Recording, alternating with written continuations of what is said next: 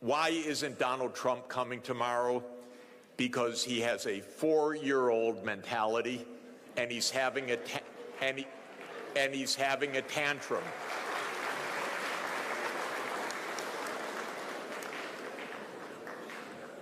He's having a tantrum. What is the tantrum? That the rest of the world says, we don't want a king. As President Lula said, we don't need an emperor.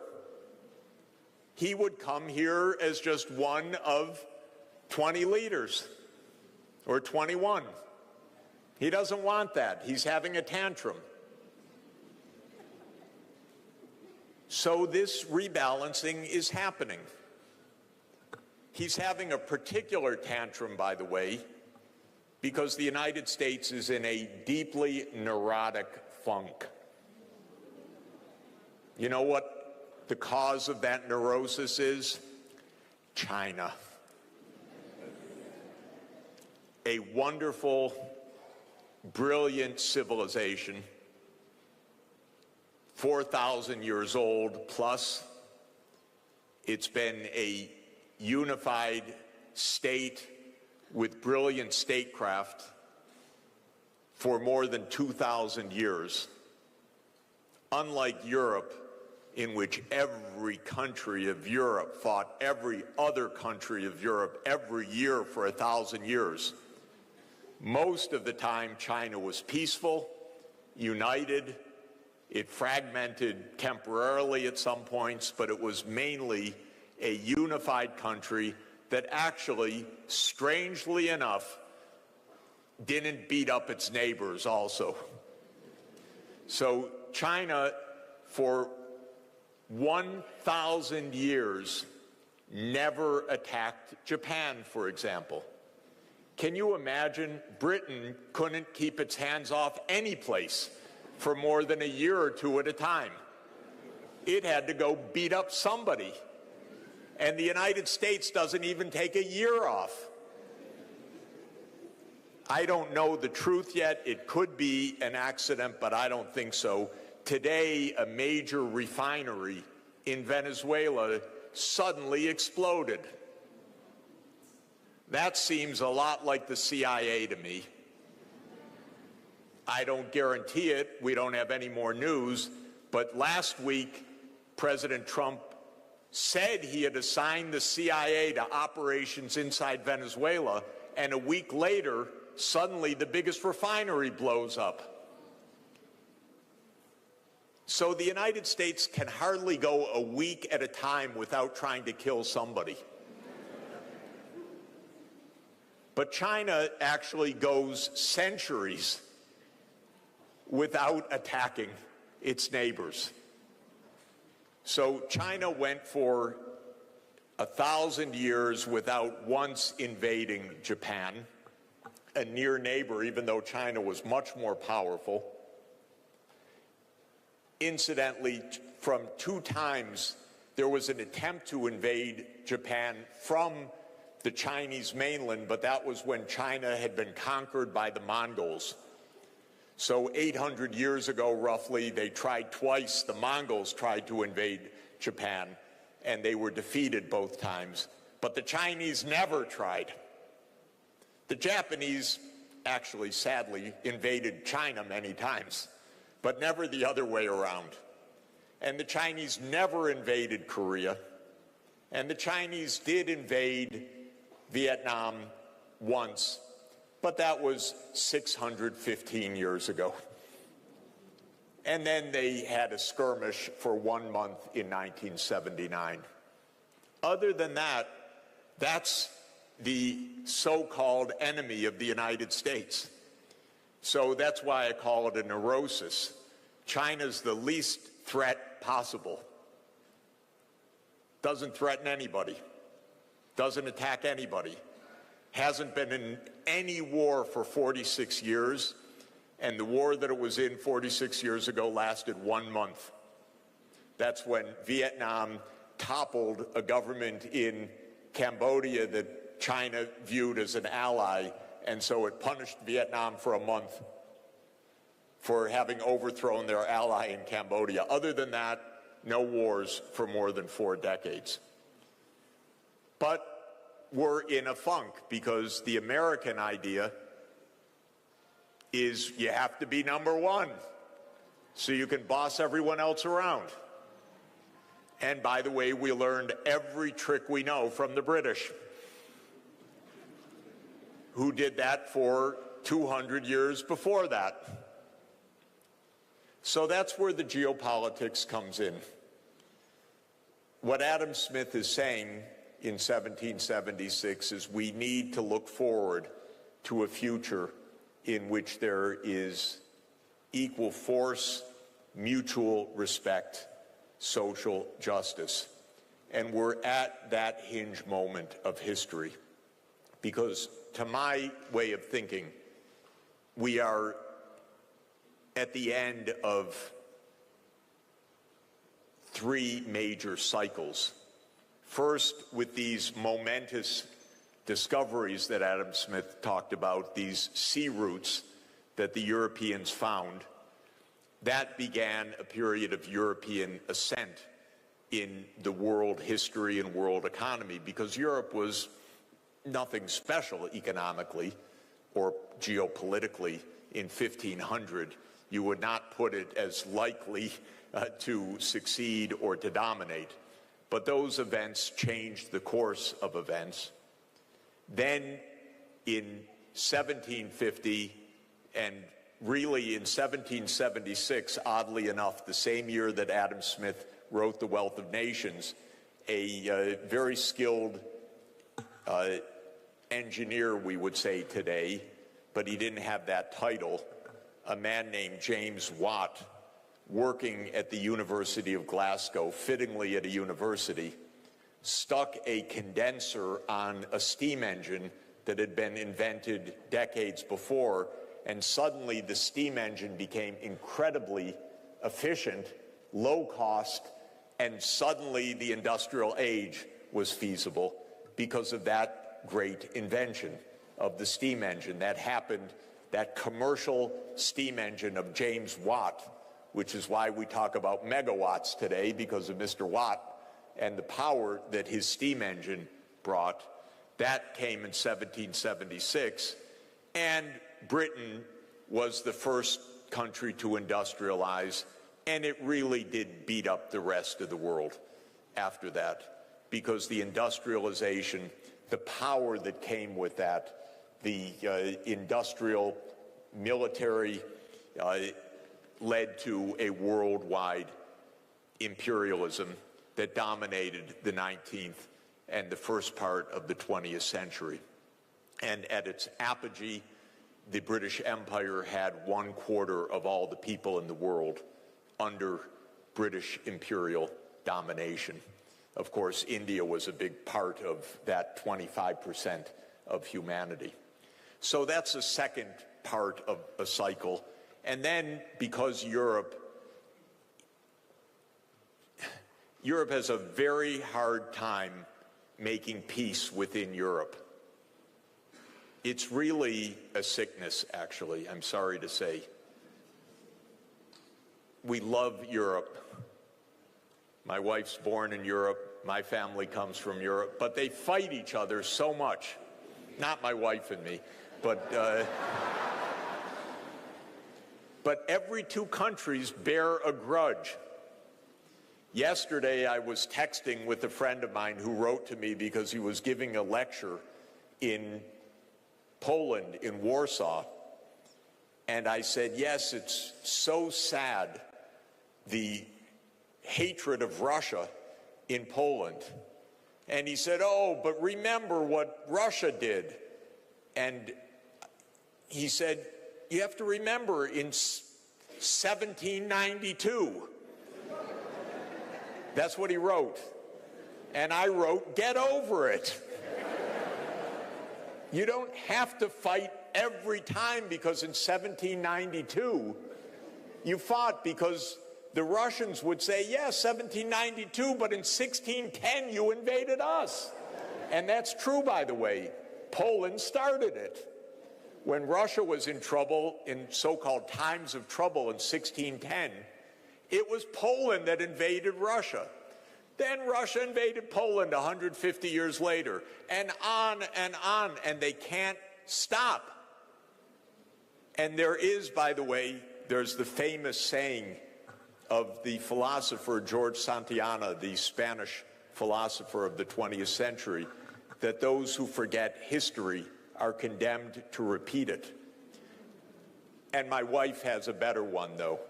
Sonia says those who remember history are condemned to repeat it, because all you do is you bear a grudge for 1,000 years. Get over it.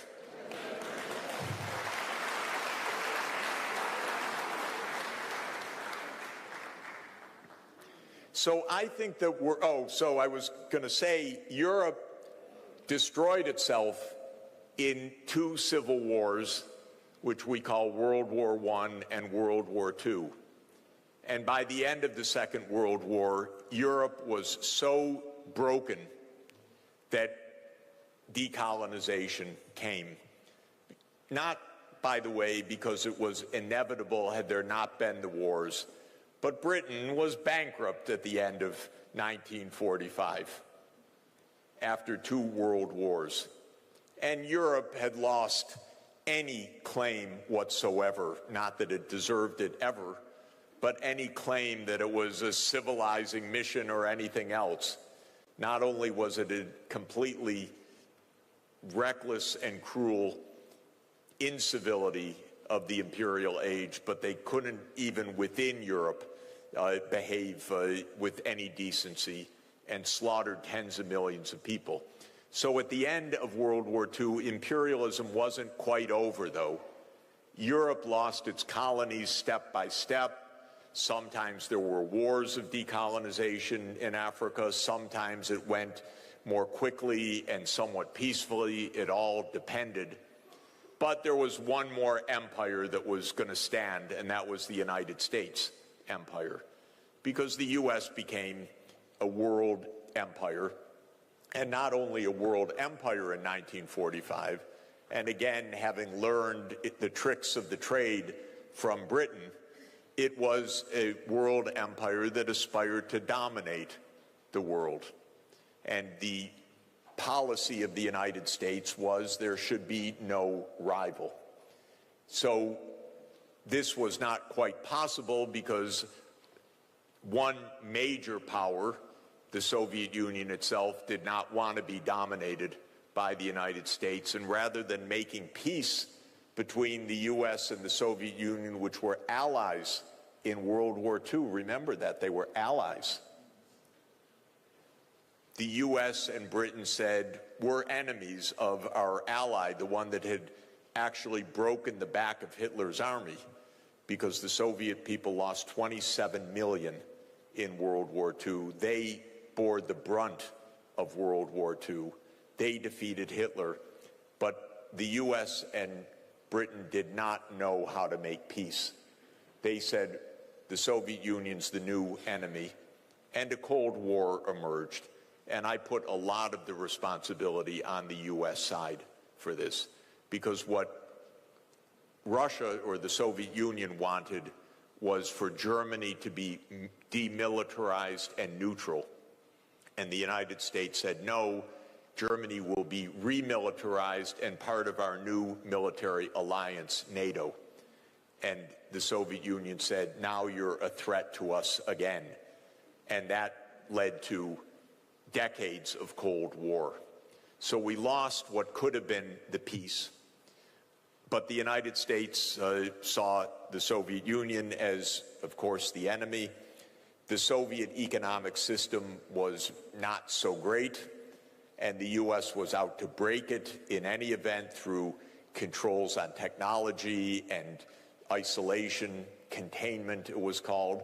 And as of 1991, the Soviet Union had an economic collapse, and it collapsed into 15 successor states. And I mention this because at that moment, the United States said, oh my God, now we made it. We're alone. We run the world. And believe me, that's how they felt. And that was an illusion, a delusion. They thought Russia, that's a nothing. And they thought China, don't they grow rice there? That's an impoverished country of villages. We don't even have to worry about that. We are the sole superpower of the world. Well, that's not how economics works, actually, because Adam Smith's insight is completely right, which is that if you are fortunate to have open trade, peace, and good economic policies, you get a lot of catching up by the transmission of knowledge, technology, and the opportunities for rapid advance. So while the United States wasn't watching, and I know they weren't watching because they're not very clever there in Washington, I have to tell you, and they don't understand much of economics at all. They weren't paying attention, but China was growing at 10% per year, thank you. And if you do that, you double the size of your economy every 7 years. And if you do that for 35 years, which China did, you've doubled 5 times. And doubling 5 times means you've grown 32 times. And if you continue beyond that, China has increased the size of its economy 40 times since 1980. 40 times. It's now a bigger economy than the United States. It's a much bigger industrial power. It is technologically more advanced than the United States in most sectors, not all, but in most sectors right now. When you drive your vehicles 10 years from now, they will be Chinese electric vehicles. And even if you happen to drive a Tesla, that's a Chinese vehicle, by the way, with Elon Musk at the top. But it's the gigafactory in Shanghai that gives it even a chance to compete. So China made it, and that's why we're at the end of yet another cycle. The European imperial age is over. The British imperial age ended in 1945, and the U.S. imperial age is ending right now.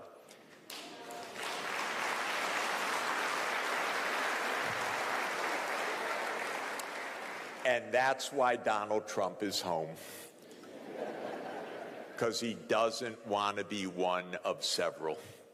That's all. The delusion is still in Washington, by the way. It's not over. It's still a powerful country. It's still a dangerous country. It's got too big a military. It still has its hands on the valves of the international payment system to a large extent. It can turn on and off the spigot for countries that are vulnerable. Remember, the IMF and the World Bank are U.S. institutions, even though they are multilateral institutions. They were founded for not bad purposes, by the way, but they are American-dominated institutions, and that gives continuing power. And I always emphasize geography in thinking about economics. So the geography is that at Pennsylvania Avenue, which is where the White House is, now there's a West Wing and no East Wing because he knocked it down a couple weeks ago, this idiot. Excuse me. Sorry. It's true. I'm just being technical. At 16th in Pennsylvania is the White House. 15th in Pennsylvania is the Treasury Building. 17th in Pennsylvania is what's called the Executive Office of the President of the U.S. 18th in Pennsylvania is the World Bank. And 19th in Pennsylvania is the International Monetary Fund. So it's only 2 blocks from the president's office to tell the IMF what to do. You don't even need to text it. It takes 30 seconds to walk across the street to say, veto that country's program. And that's still power. But it's power that is fading. It's fading in part because of the BRICS. Because the BRICS are saying, we don't need to be under the thumb of a U.S. empire. That's what President Lula said when he was hosting the BRICS this summer, and Trump put on a tariff on Brazil because he didn't like a court proceeding against the preceding president who had tried to make a coup. And so he put on a penalty tariff, and President Lula said, we don't need an emperor, and we're not going to succumb to this kind of pressure. So the BRICS, of which you are an esteemed member, the S in BRICS, remember the 10 BRICS countries: Brazil, Russia, India, China, South Africa, and now Egypt and Ethiopia, United Arab Emirates, Iran, and Indonesia. The 10 BRICS countries have 46% of the world population. Thank you. And 41% of the world GDP. And they can look at the G7 and say, who are you? And that's what they're doing. So this is the new phase of geopolitics. The world is not falling apart, but the U.S. and Europe are having a tantrum. That's different. And the world is not fragmenting. The U.S. is isolating itself. It doesn't even go to the parties anymore. It puts on tariffs. It says, you can't have our market. And the rest of the world says, okay, because your market's not so important for us. And Trump said, okay, we're going to punish you, China, for being so successful, by the way. We're going to put 100% tariff on you. And the next hour, China said, okay, we're putting 120% tariff on you. And then Trump said, okay, we're going to restrict any advanced chips going to you. And China said, okay, no rare earth magnets. And the U.S. within a half an hour said, we surrender.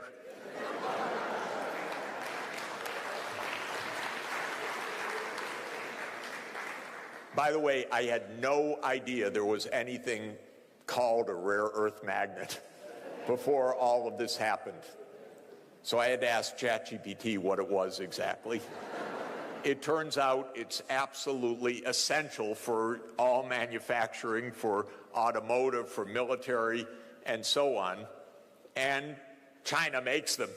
The U.S. doesn't make them.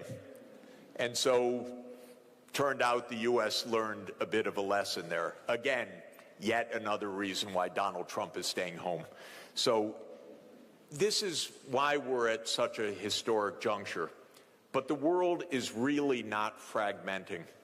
It's remaining open and it's trading. It's just that one corner of the world is very surly.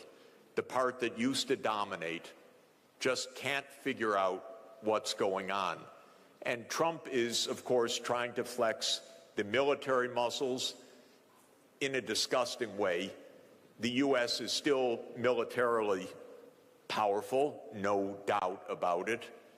The wars in Ukraine and Gaza are imperial wars. The war in Ukraine came because the United States said after the collapse of the Soviet Union, we'll move all our military bases up to the Russian border. And by the way, in 1990, when Germany was reunifying and President Gorbachev was president still of the Soviet Union, the United States promised President Gorbachev, if you, the Soviet Union, agree to the reunification of Germany, which had been divided after World War II in the Cold War, and required the Soviet approval because that was how World War II ended by treaty in 1990. The only real treaty that ended World War II was in 1990. They needed the Soviet agreement. And to get the Soviet agreement, the United States said to President Gorbachev, we promise NATO won't move 1 inch eastward. Not 1 inch. And if you want all the documentary record of that, go to a website called National Security Archive of George Washington University, and go to a website that is called What Gorbachev Heard, and you'll find 42 documents or so that say all of what I just said, that the U.S. promised NATO would never enlarge. But as soon as the Soviet Union ended and the United States said, we're all alone in this, then they started exactly what they promised they wouldn't do, which was eastward enlargement of NATO. And that's why there's the war in Ukraine. It's a disgrace. And it is killing the Ukrainians. And it is part of the famous adage of Henry Kissinger, which you may recall, that to be an enemy of the United States is dangerous, but to be a friend is fatal. Ukraine said, we'll be a friend, and now they're dying because of that. Because they said, okay, NATO enlarged. The United States said, we have your back. And probably 2 million Ukrainians have been killed or gravely wounded in this completely unnecessary and reckless war. And the United States is doing the same with Israel in Gaza. And let me thank you, South Africa, for standing up for justice.